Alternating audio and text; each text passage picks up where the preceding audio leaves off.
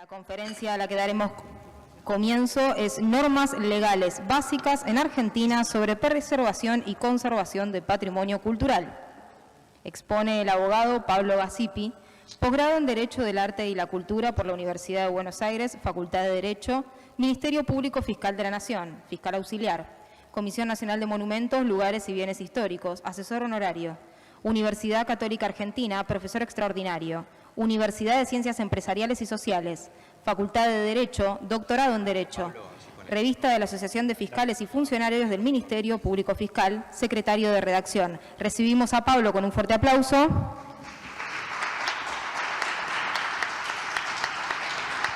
Y damos comienzo a la conferencia. Buenas tardes, muchas gracias. Un honor para mí estar acá, acompañándolos y tratando de, en un ámbito que yo sé que ustedes mucho no manejan, hacerles fácil la presentación o el conocimiento de algunas leyes que regulan todo el sistema de protección del patrimonio cultural, de los bienes culturales y del patrimonio cultural, en los que hay una pequeña diferencia.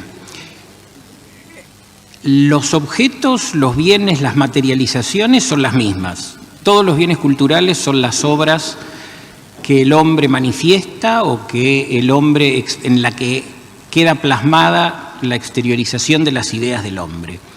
De todos esos bienes, un grupo más pequeño, un grupo reducido que tiene características especiales o características extraordinarias o irrepetibles, son los que conforman el patrimonio cultural. Se los usa a los dos, bienes culturales y patrimonio cultural, como términos sinónimos o como expresiones sinónimas, pero para los abogados tienen esa pequeña diferencia. Y no es tan pequeña la diferencia porque a raíz de esa diferenciación hay un régimen de leyes diferentes. Los bienes culturales tienen el mismo régimen general de todos los otros objetos que ustedes conocen. Los bienes del patrimonio cultural tienen un conjunto de leyes que restringe y los protege, restringe el comercio de esos bienes o restringe el uso de esos bienes y los protege especialmente. Para que no tengan problemas, para que vayan también conociendo cuál es el tema y cómo la ley los aborda o los diferencia, yo les hago esta presentación. Preparé un PowerPoint con algunas fotos para que no sea tan aburrido, y las preguntas que quieran o las aclaraciones que quieran, aquí estoy.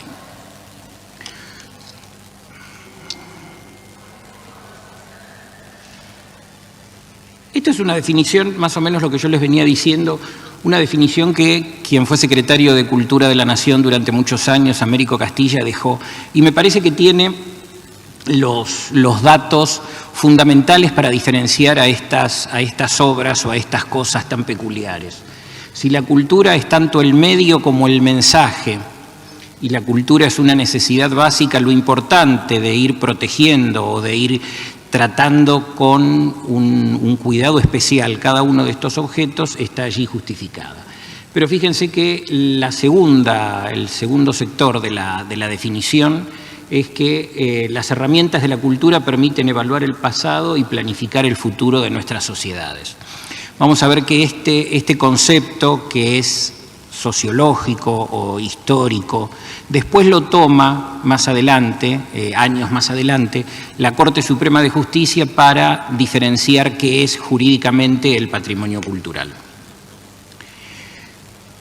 Yo les decía esto de la importancia de los objetos y la diferenciación entre unos y otros. Allí les pongo tres características en realidad, y el último punto más explicativo sobre todo. Pero fíjense, la importancia de estos bienes o la importancia de custodiar estos bienes y de prestarles especial atención es porque, primero, es que son no renovables. Allí pongo algunos ejemplos de bienes muebles o de bienes inmuebles. Esa situación de no renovables o ese planteo les da la originalidad y el motivo por el que lo cuidamos, como instrumentos de transmisión de aquellas ideas de cultura. La segunda es que representan una idiosincrasia, una situación específica del momento en el que esos bienes o esos objetos son creados, en el que la sociedad en la que esos bienes son creados se desarrolla y, sobre todo, la del artista que la hace, o del técnico o el artesano que la expresa. Y el cuarto punto, que es el que más problemas nos genera a veces a los abogados, es si son cosas que están o no están en el comercio. Cuando se habla del tráfico ilícito de bienes culturales, es lo que está prohibido comerciar. Y allí viene una gran discusión si son objetos que tienen valor o son objetos que tienen precio. Si tienen precio, están en el comercio, se los puede pagar. Si tienen valor, tienen determinadas características que impiden que estén en el comercio. Algunas de estas leyes que yo les decía, ahí le pongo los números específicos, qué leyes determinan que determinados objetos no están en el comercio y por eso quedan fuera de toda consideración en este sentido. Fíjense que los bienes arqueológicos y los bienes paleontológicos están fuera del comercio. Por eso cuando ustedes encuentran en alguno de los buscadores o en alguna de las páginas que se venden puntas de flecha, muñecas de las culturas del norte o restos fósiles, eso es un delito. Está prohibido específicamente por la ley. Los bienes del Estado, una vez que están declarados como bienes del Estado o el Estado mismo los recibe en sus inventarios, no pueden volver a salir de esos inventarios y no pueden estar en el comercio. Los meteoritos tampoco están en el comercio. El patrimonio cultural subacuático no está en el comercio. Esas son las leyes específicas que yo les decía. Fíjense que no son objetos culturales en sí. Pongo siempre este ejemplo porque lo conocemos todos. Toda la obra de Quinquela Martín son bienes culturales. Algunos de los cuadros que dejó Quinquela Martín o algunos de los murales son patrimonio cultural. Los que son bienes culturales son los que se venden y los que ustedes ven en cualquier casa de remates o en algún lugar de ventas. El resto son los que están detraídos de esa situación de comercio. Una de las veces que a la Corte le tocó intervenir en esto, y por eso yo ahí se los pongo, fíjense que las obras de arte las calificó como mercancía. A los fines tributarios las obras de arte son mercancías. Indirectamente terminaba diciendo las obras de arte que no son del patrimonio cultural sí se las puede comerciar y sí tienen un valor sobre las que se cobran tributos. Y el cuarto punto es que pese a todas estas leyes que existen y a toda esta situación que yo les digo, ninguna de las leyes trae una definición específica de qué son bienes culturales o qué son bienes del patrimonio cultural. Con lo que los que actuamos como operadores judiciales o operadores con la ley, tenemos que ir tomando un poquito de cada una de todas estas leyes a las que yo me refiero o a las que ahora les quiero presentar y ahí buscar la definición. Cuando les decía lo de las situaciones irrepetibles y lo de las situaciones de tutela, siempre pongo este ejemplo que es el del pabellón argentino de 1889 en París. Si ustedes ven la foto que tienen a la derecha, eso es París en 1889. Francia, para participar de la exposición, mandó a hacer la Torre Eiffel. Con los mismos ingenieros y bajo el mismo método de construcción, Argentina mandó a hacer su pabellón, que es el que tienen pintado en color celeste. Al costado ven el pabellón de Brasil, el pabellón de Italia. Bueno, cuando terminó la exposición, antes del 1900, el pabellón se desarmó y se armó en la Plaza San Martín. Atrás de donde está el monumento a San Martín, si ustedes hacen ahora una línea desde donde está el edificio de American Express hasta donde está el Cabanag. Esa línea era. En ese pabellón se instaló el primer Museo Nacional de Bellas Artes. Hasta que en el año 1933 o 34, en la misma época que se dispuso la construcción de este palacio y que Buenos Aires tenía esa serie de cambios, se lo desarmó el pabellón, se lo desguazó y se lo vendió como hierro viejo.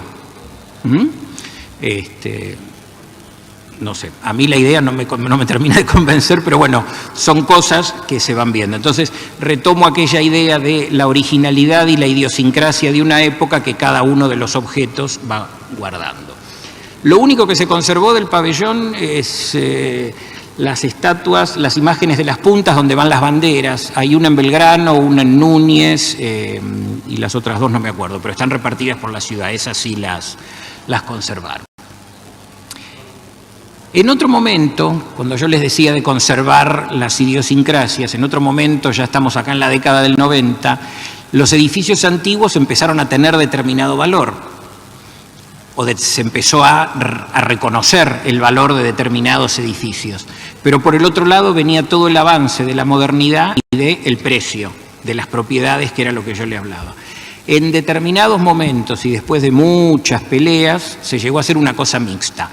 Y el edificio ese, que está en la esquina de Talcahuano y Tucumán, se tiró el resto del edificio, se conservó solo la parte de la esquina y fíjense cómo se lo ensambló.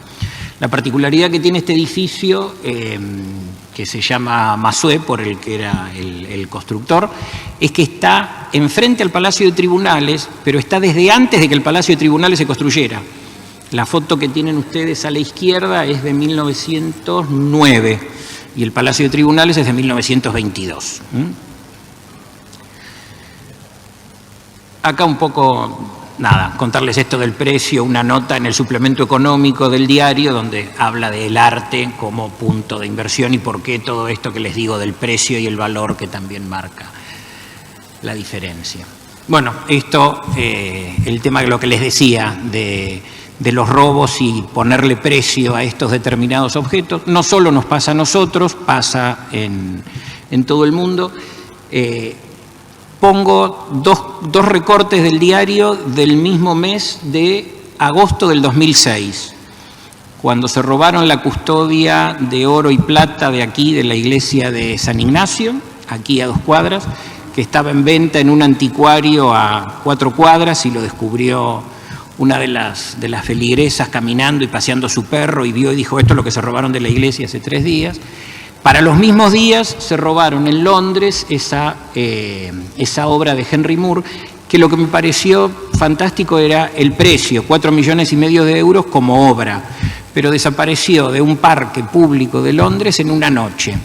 El punto es que medía 3,5 metros de largo y pesaba 4 toneladas de bronce. Y ahí tienen marcado en verde que el jefe de policía dice no la recuperamos más porque se la llevaron para derretir por el alto valor del material.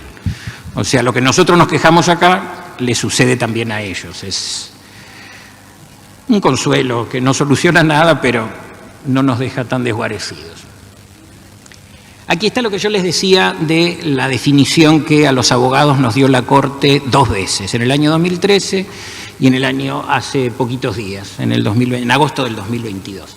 Y fíjense que lo que termina diciendo la Corte es que estos objetos a los que nosotros nos dedicamos o de los que estamos hablando son testimonios de civilizaciones pasadas y presentes, indispensables puntos de referencia para toda la sociedad.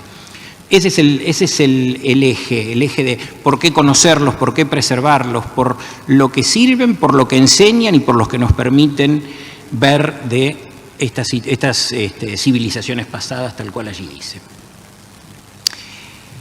Cuando hablamos de patrimonio cultural es bastante amplio el tema, esto que yo les decía, ¿a qué nos referimos? Y allí en el cuadro que tienen ustedes, ahora lo vamos a ver específicamente en las leyes, después de la Segunda Guerra Mundial, cuando empezó todo el tema del constitucionalismo y el tema del patrimonio cultural a estar mucho más presente en todos los documentos internacionales, se juntó o se unió todo lo que era la protección del ambiente, el desarrollo sustentable, la vida, la protección de la vida y me olvidé la expresión, bueno, ya me voy a acordar. Sí, bueno, el desarrollo sustentable. Y parte de ese desarrollo sustentable era la capacidad, lo que la cultura prevé y provee para que esa vida de las personas desarrollándose sea satisfactoria. Entonces, cuando se habla también de patrimonio cultural, no solo se habla de los objetos y de la creación del hombre, se lo habla o se lo protege en estas normas también junto al patrimonio natural.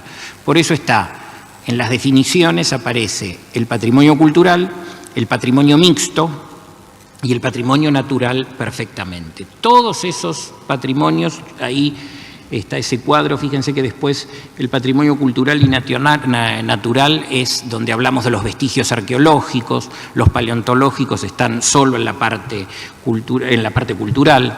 El patrimonio cultural, a su vez, lo podemos definir en lo tangible, un cuadro, una estatua, una representación. Después está lo intangible, los idiomas, las manifestaciones culturales, las artes culinarias. Allí yo les dejo todo esto. Y por otro lado, el patrimonio natural. Todo este conjunto está protegido y tutelado en las mismas leyes. ¿Por qué? Porque tienen un parámetro de consideración para la protección igual, que es el parámetro preventivo. La obligación constitucional y la obligación de todos los habitantes, dice la Constitución, es prevenir la degradación del patrimonio. La sanción que venga después, si se llega a cometer algún delito, no llega a alcanzar o no cubre el daño que se ha hecho. Por la importancia que tienen estos objetos, todo gira en torno a la prevención de su degradación o su desaparición. Bueno, esto es más o menos lo que yo les decía. Para la sanción preventiva, lo que las leyes prevén es un catálogo que va de lo más importante a lo menos, pero a su vez lo más gravoso. Lo primero que la ley prevé es que haya una determinación, que es esto que yo les decía, de los objetos culturales, cuáles se detraen o cuáles se diferencian, objetos culturales y objetos del patrimonio cultural. Eso queda asentado en registros específicos. Ahora vamos a ver cómo son los objetos y dónde están esos registros. El segundo punto es el favorecimiento del coleccionismo, sean los museos o el coleccionismo de los particulares. El Estado, más allá de la obligación constitucional que tiene y de la posibilidad, no está a su alcance hacerse cargo de custodiar y de prever cualquier tipo de daño o de degradación de todos los objetos que integran este universo. El tercer punto es obligar a los tenedores o a los poseedores de estos objetos a cuidarlos y a cumplir una serie de requisitos. Y el cuarto, y es el que cuando falla vamos al punto de abajo, es cualquier cambio de titularidad o cualquier cambio de ubicación, avisarlo al Estado. Por eso ahí yo les pongo traspaso regulado o traspaso condicionado. No está prohibido comerciar con bienes culturales. Lo que está es, en algunos casos, condicionado, para que el Estado pueda todas aquellas obligaciones de los primeros puntos poder cumplirlas y no quedar en falta. Cuando todo esto falla, aparecen los delitos contra el patrimonio cultural, o los que consideramos son los delitos contra el patrimonio cultural. Y yo ahí se los separo en dos grupos. Los que afectan a los objetos en sí, como por ejemplo ahí yo les pongo la voladura de la AMIA, más allá de la situación que causó con los 85 muertos, con la voladura del edificio, se perdió la biblioteca más grande en Sudamérica de cultura judía del siglo XX. 65.000 volúmenes volaron, se recuperaron solo 5.000 que todavía están tratando de volver a exponerse. Era el repositorio de cultura judía más grande que existía. Después está usar estos objetos para cometer otros delitos. Allí tienen ustedes un fallo también de la Corte donde habla que se puede cometer el delito de lavado de dinero a través de la compra espúrea de obras de arte, o el comercio de bienes arqueológicos, que ya lo habíamos visto. Pero lo importante es esto: todo lo que se refiera a los bienes culturales, a su transferencia, a su uso, siempre tiene un cuidado preventivo antes que una actuación represiva. Esto me pareció importante. La Argentina desde siempre se dedicó a esto. Esta es una ley del año, es la primera ley de protección de patrimonio cultural de la Argentina. Tiene el número 323. La dictó el presidente Sarmiento y fue la que ordenó la compra de la Casa de Tucumán. Allá está la directora del museo Así que fíjense que desde 1869 hasta 69, hasta el 2019, que es la última de las leyes que ahora les voy a referir, fíjense la cantidad de tiempo que pasó y la Argentina sistemáticamente fue dictando leyes que regulaban estas cosas. No todas están vigentes, pero digo, a lo largo del tiempo se demuestra el interés del Estado de ir protegiendo y regulando sobre estas cosas. Allí está lo que les decía, el artículo 41 de la Constitución Nacional. La Constitución Nacional lo divide en dos partes. En el artículo 41 obliga a todas las autoridades, todas, nacionales, provinciales y municipales, de cualquier jerarquía, a atender a la administración adecuada en interés de todos los habitantes en este momento y los futuros de la nación. Y por eso habla de la preservación del patrimonio cultural. Y específicamente a los miembros del Congreso dictar las leyes específicas para que esto pueda suceder.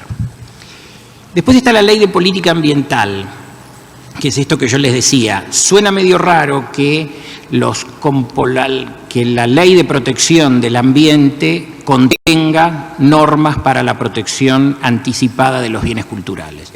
Pero surge, es así.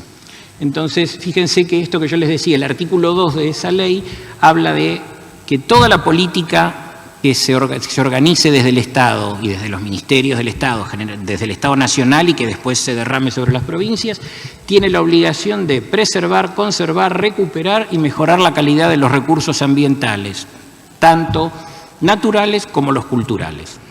Desde el artículo 41 y desde esta ley 25675 se organiza toda esta situación.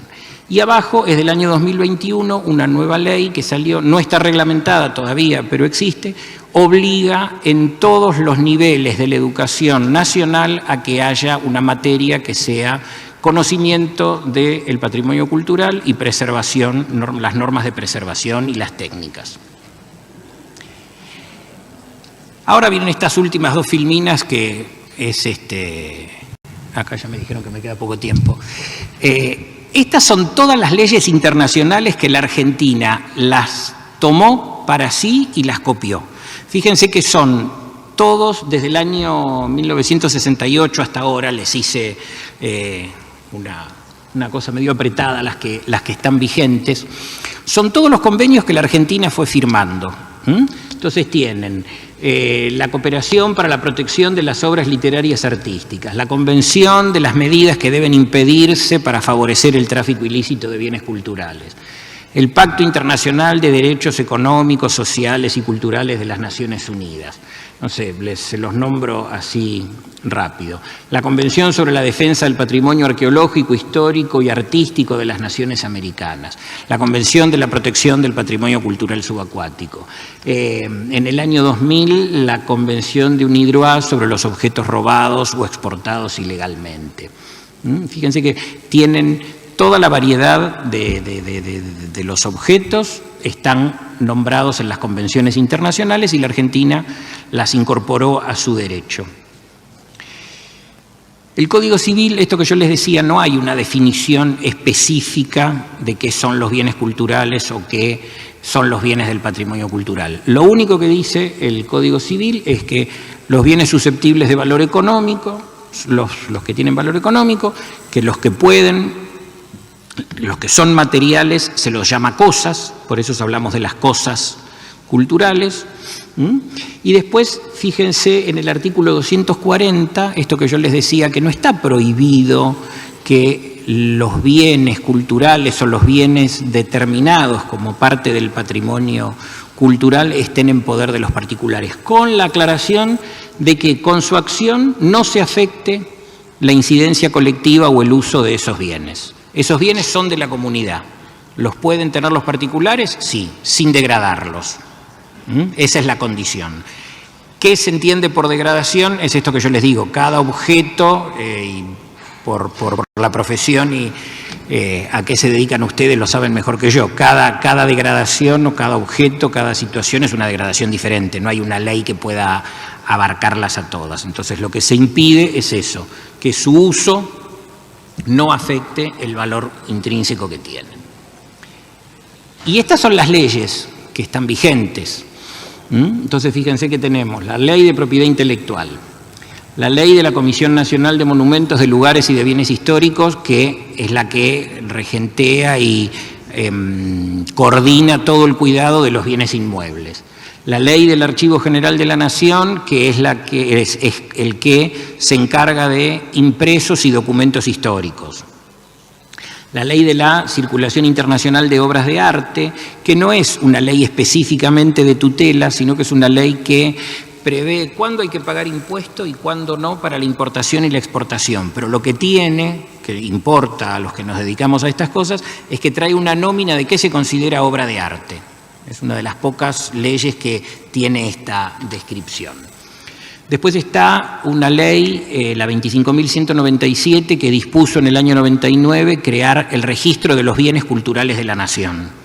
Es tanto lo que hay, está desparramado en todas las provincias y en todos los municipios, todavía ese inventario no se terminó. Si ustedes quieren ver cuáles son los bienes que ya fueron catalogados y que están registrados y tienen toda la protección especial del Estado, en la página del Ministerio de Cultura van a la Secretaría de Patrimonio Cultural, buscan inventario de esta ley y allí lo tienen por organismos. Ayer estuve viendo yo, por ejemplo, el del Banco Central de la República Argentina. Ahí les dicen tal cuadro, en tal despacho, tal foto, tal autor, entró en tal momento, tal condición de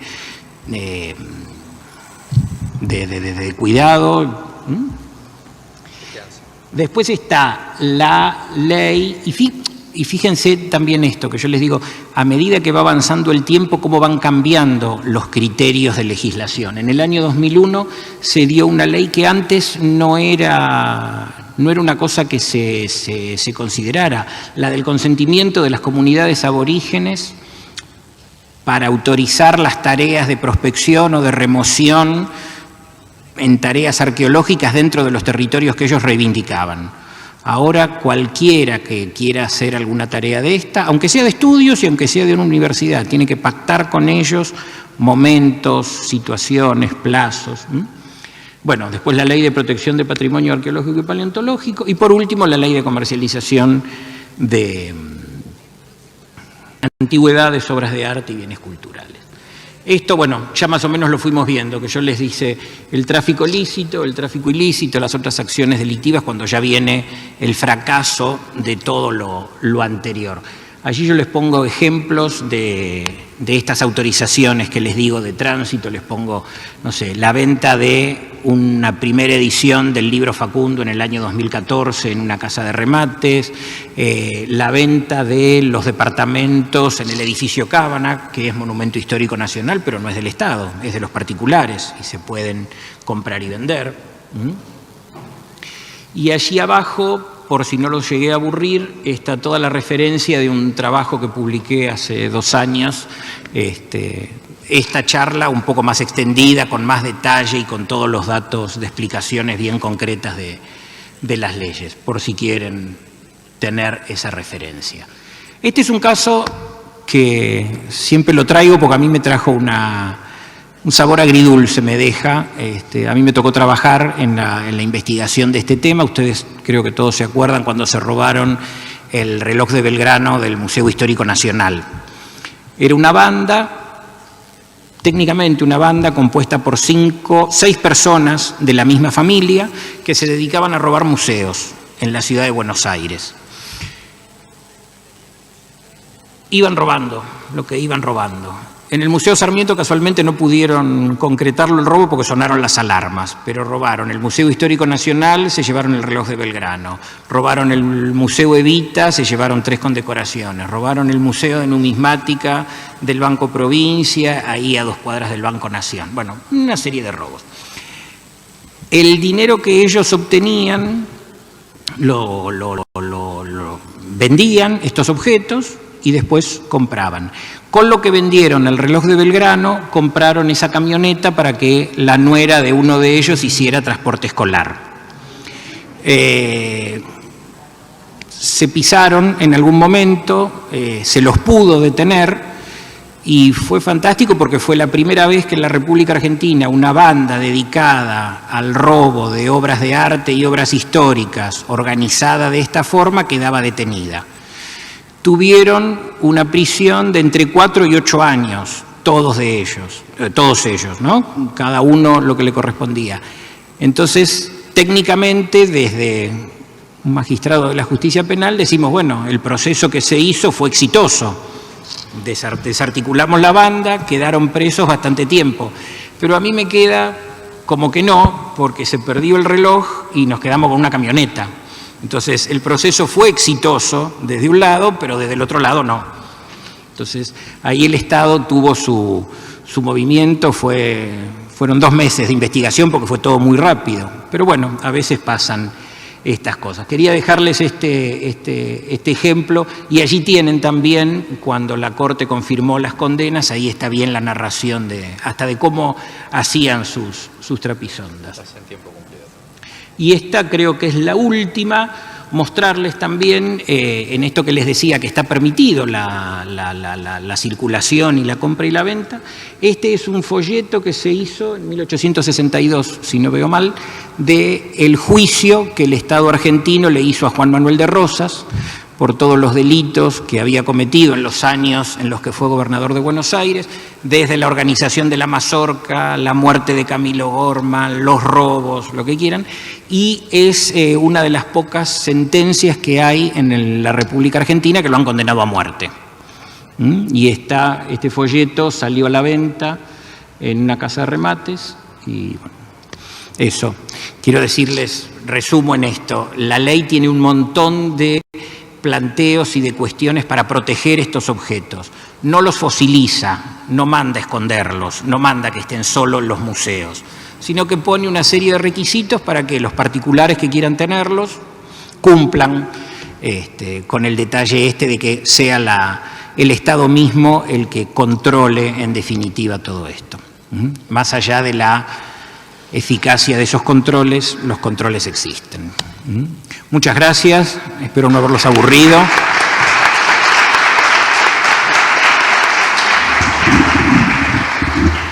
Bueno, muchas gracias, Pablo, por tu aporte a este congreso, y abrimos las preguntas.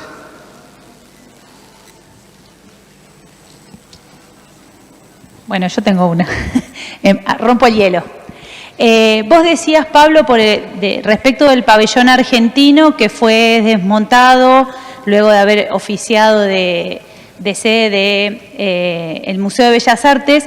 Hay un escrito de Busquiazo donde habla de que, bueno, se goteaba, bueno, llovía cuando goteaba, se goteaba cuando llovía, perdón, hacía mucho calor dentro del pabellón y demás.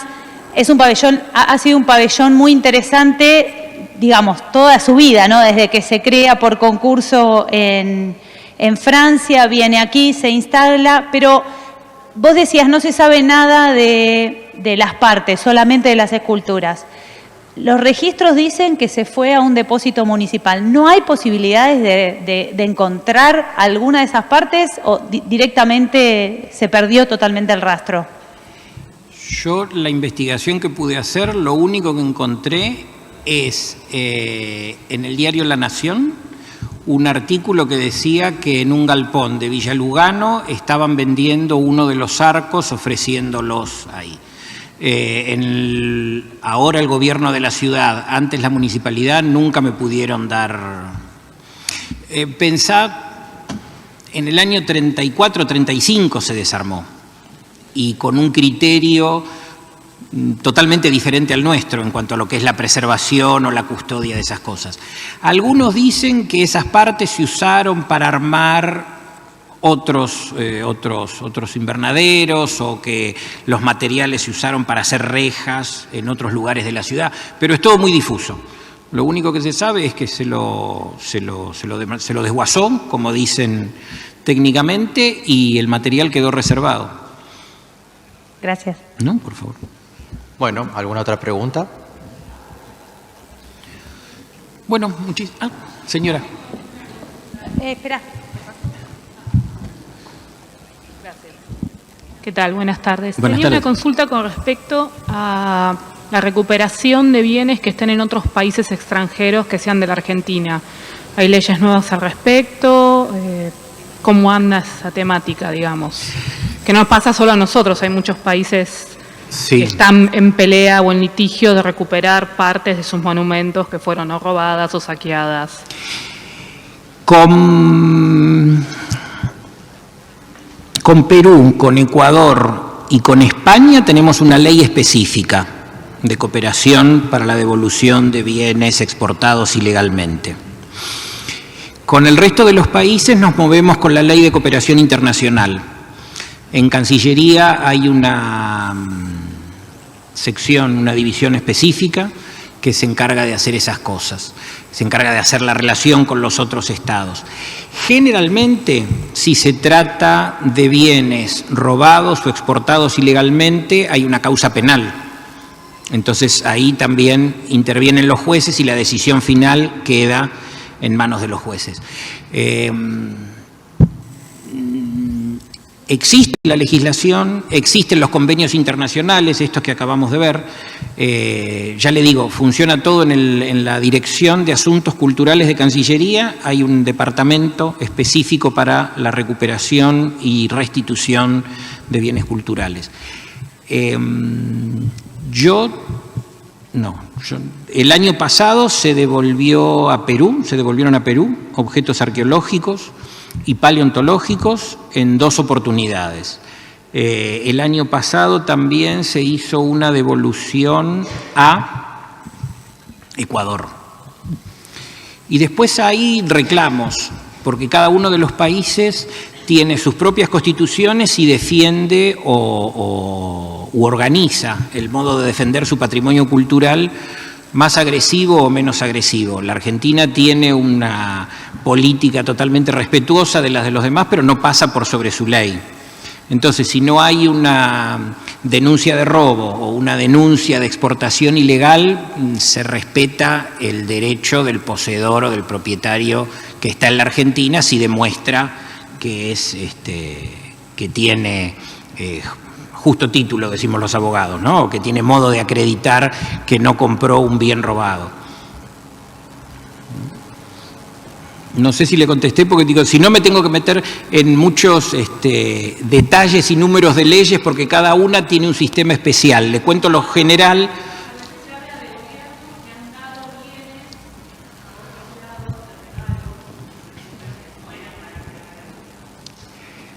Sí. Yo no quiero meterme mucho porque hay unas cuantas causas abiertas y no quiero emitir opinión, pero le cuento esto de Perú porque es una cosa que está formalmente abierta. La Constitución del Perú dice que son bienes culturales peruanos los que están declarados y los que se suponen que estuvieron producidos en el territorio de lo que era el Perú.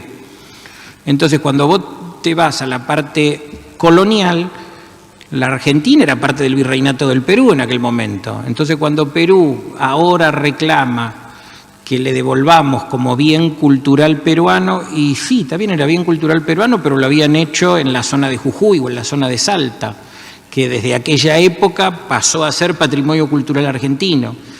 Y ustedes vieron que la Constitución argentina no habla lo que es o lo que se supone que es. Entonces, con Perú tenemos esa... Se va resolviendo caso a caso y en cada situación. Pero digo, ahí tenemos un conflicto, por eso digo, no quiero entrar mucho en detalle. La restitución generalmente funciona así: entra el pedido del país que reclama los bienes, identificado, entra por Cancillería y en Cancillería se hace el trámite. Digo esto y ya abandono. Distinto es el caso que sea un objeto robado que esté en la base de bienes culturales robados que tiene Interpol. Ahí ya interviene el juez del país en el que se hizo la denuncia, o en la Argentina, si la denuncia es de Argentina, y es otro tema.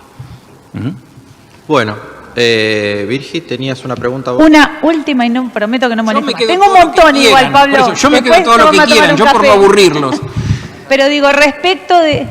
Me están echando acá. Solamente respecto de las monedas que fueron robadas al histórico hace muy poquito, las medallas, perdón. ¿Se puede hablar o...? Sí. Se puede hablar. Muy bien. Hasta donde puedo hablo, Ok, después ok. digo hasta acá. Sabemos que quienes eran empleados del Museo Histórico Nacional en este momento están presos y que algo que no ha sucedido comúnmente, se han podido recuperar esas piezas porque se estaban vendiendo... Casi todas. Sí, casi todas. ¿Cómo sigue ese proceso? ¿Vos sabés? Sí. El proceso penal tiene dos partes, la instrucción y el juicio oral. Terminó la instrucción, se cerró, se colectaron la mayor cantidad de pruebas que se pudo, se recuperaron las monedas, se les dictó el auto de procesamiento a estas personas y están esperando ahora la audiencia para el juicio oral. El delito que se investigó es el de robo, hasta 6 años de prisión. Bueno. Bien, gracias. vamos a despedir con un fuerte aplauso a Pablo Gasipi.